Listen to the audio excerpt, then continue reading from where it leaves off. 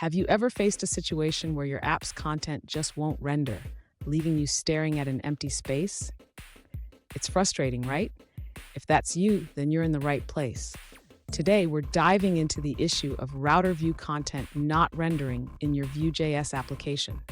I totally understand how annoying it is when everything seems to be set up correctly, yet your app still shows an empty router view.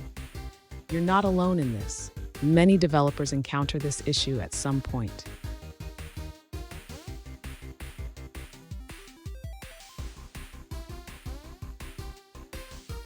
Here's the specific situation we're looking at. One user recently asked, "Why is my router view content always empty, even though routing works perfectly?" They mentioned that their templates render correctly throughout the app, but the router view remains empty. Sound familiar? Let's dig into this together and find a solution. So what could be causing this issue? The empty router view often indicates that the component isn't being rendered correctly, possibly due to misconfiguration in your router setup or component registration. We'll break it down step by step so you can figure out what's going on. And don't go anywhere. I've got a crucial tip at the end that will help you avoid this issue in the future. To resolve the issue of the router view content not rendering, the user should first ensure that the components are correctly registered in the router configuration.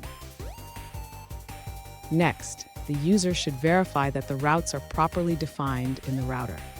Each route must have a corresponding component that is correctly linked.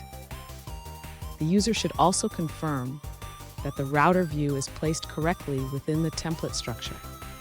It must be inside a component that is rendered by the main Vue instance. Finally, the user should check for any console errors that might indicate issues with component rendering or routing. This can provide clues to what might be going wrong.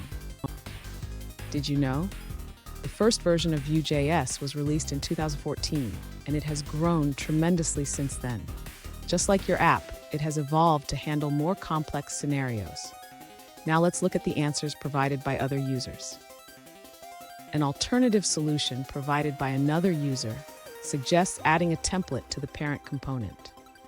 They recommend creating a new Vue Router instance with your component and using a simple template that includes the router view.